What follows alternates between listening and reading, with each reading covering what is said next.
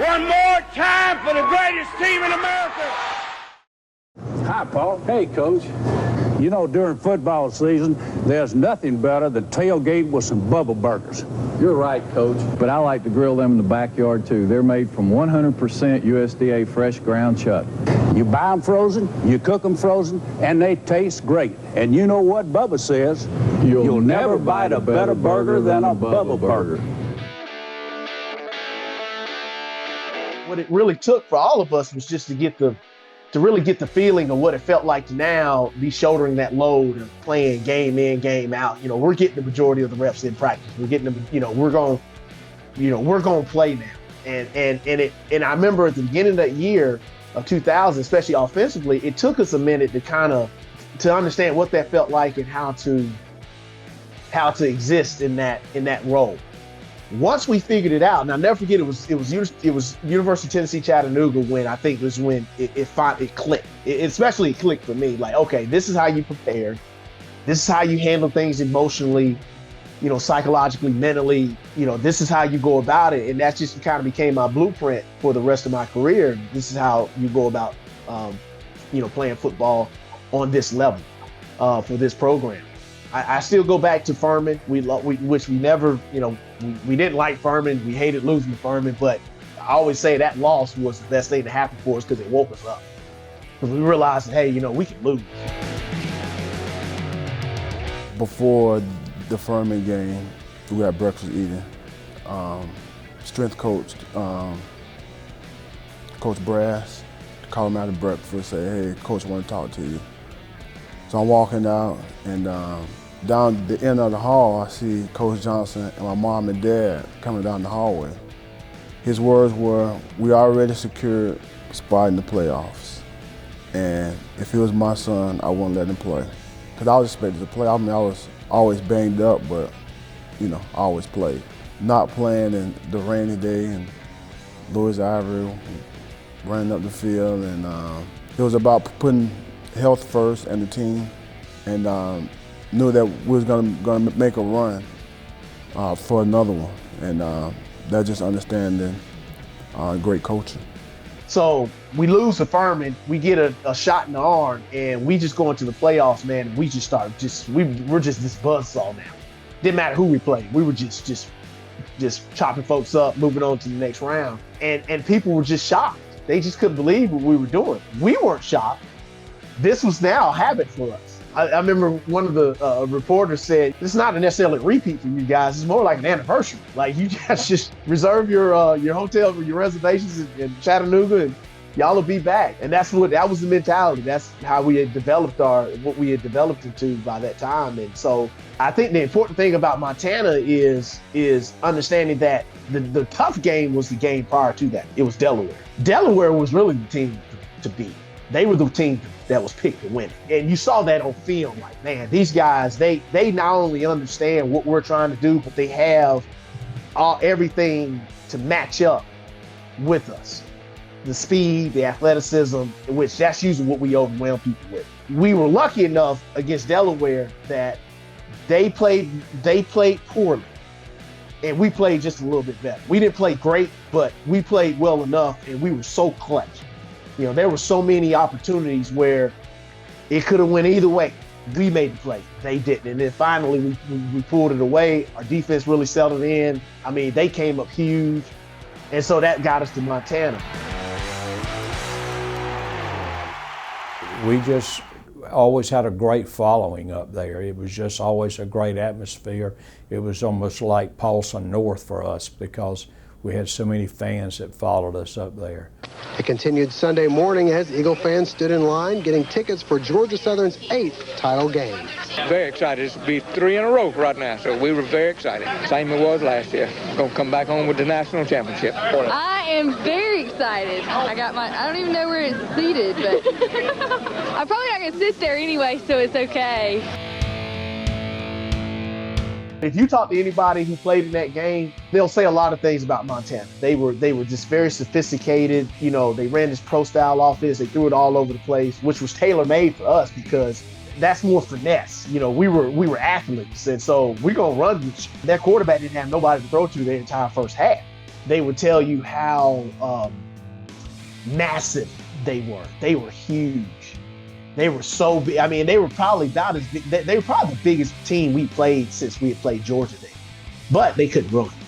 And so if you go back and you look at that first half, I mean, we were just up and down the field. They couldn't run with it. Oh, he's open. He's wide open. He's got Johnson wide open. He will walk in the end zone. 49 yards.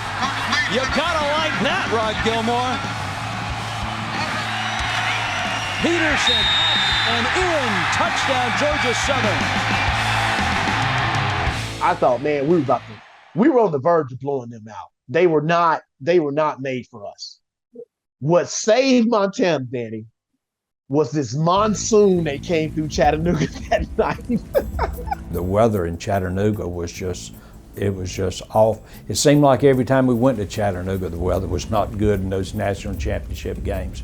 And back then, before they put in the new turf, I mean, that field, it would just be destroyed after that game. We were beating them like a fool, and then all of a sudden it started pouring down rain, and the field just got like this, got narrower and narrower because it was just a swamp on the sidelines. So then their defense just started pinching in because we couldn't go wide. That monsoon about early in the third quarter comes, and everything that in terms of what worked for us, all of our athleticism was just negated. We couldn't run anymore because we were just running in mud. They just go crazy with it. So, because we played so well in the first half, we were able to hold a lead. And then, of course, they came back and then they go up. Not have the win. Whoa, it's a fake. Montana's faked it, and they'll pick up the first down. And more. John Fitzgerald, he'll score! 65 yards! I don't believe it! And so at that point, we're like, all right, there's time on the clock. It's 11 minutes to go in the fourth quarter. We're sitting on the bench, and I'm looking at Adrian. I'm going, this ain't good. We've completely lost all momentum, and and we're just kind of gotten into this rhythm in a bad way offensively. And Adrian just kind of looks at me and he said, "Man, we got to do something different." Because they're on us. They understand in terms of the triple how it's working. The defense is coming down. I pull it. The outside linebackers making me get rid of it, and their safety's coming down, and he's just making a tackle on our fastest guys, like Mark Myers and Z. Walden and Andre Weathers.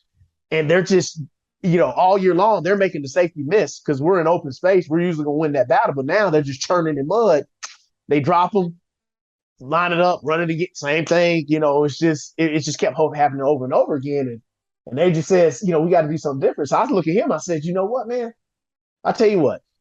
I know what Coach Johnson's gonna do. Whenever things got tough, we went back to basics and just went back to doing what we did.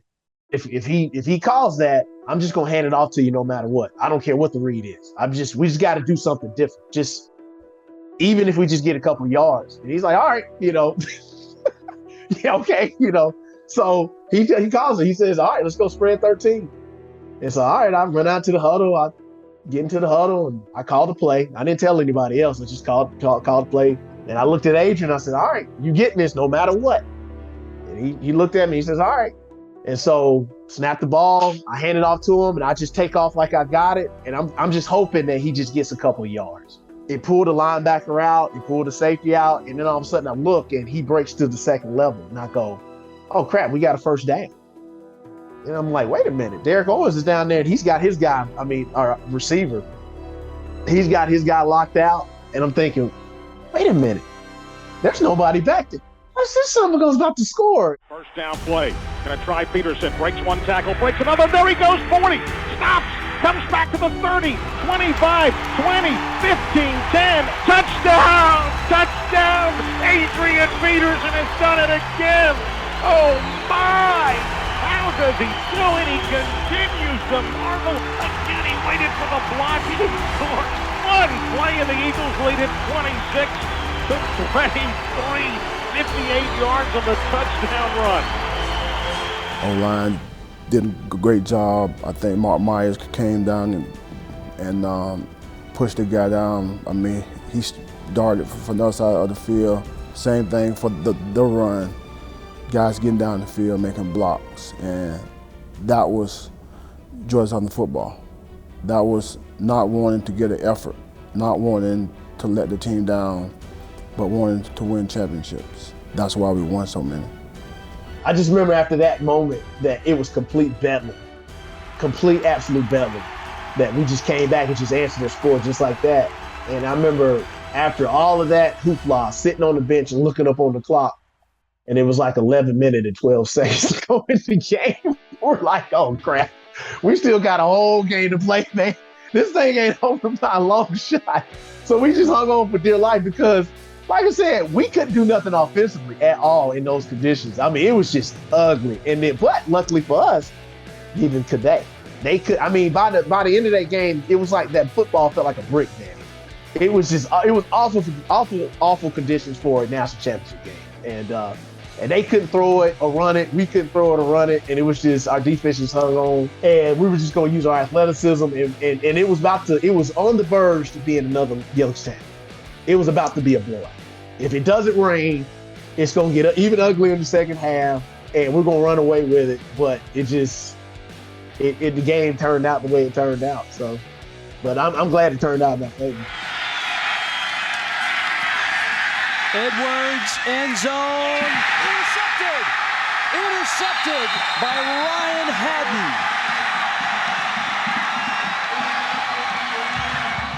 It's no down territory now. No timeouts for Montana. John Edwards is back and set. He throws it as far as he can. And it's deflected and incomplete. And Georgia Southern has won the national championship of 1AA football. Back-to-back titles for Paul Johnson and his Eagles.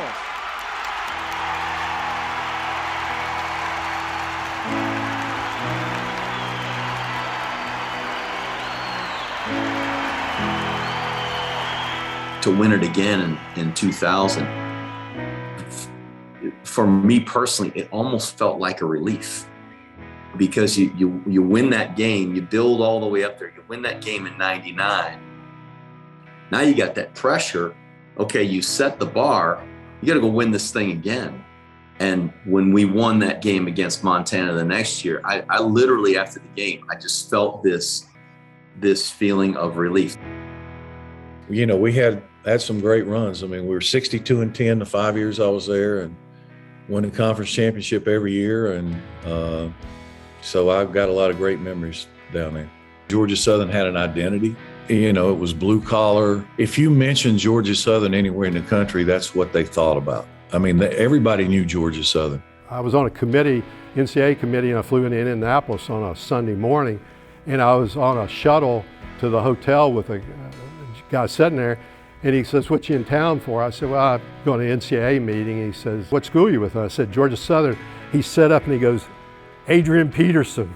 I said, "Oh yeah. The football program and being on TV, those national championship games, and people seeing Adrian on that run, everybody talks about that. People remember Paul Johnson and Adrian Peterson and the success we had. I remember the day he graduated, and when they announced his name, the entire arena stood up and applauded, and that doesn't happen very often. Normally the president shakes hands with the person he's given the diploma to. In Adrian's case, Dr. Garubi hugged him. So, I mean, it was just an extraordinary time. People just loved Adrian Peterson. He was a great ambassador for the whole university. All the guys I played with, whether I see them every day, once a month, once a year, it's one common bond, and that's, man, we won a lot of games. And when you came to Statesboro, you're probably going to leave, you know, on the losing side of things. And that's what we wanted.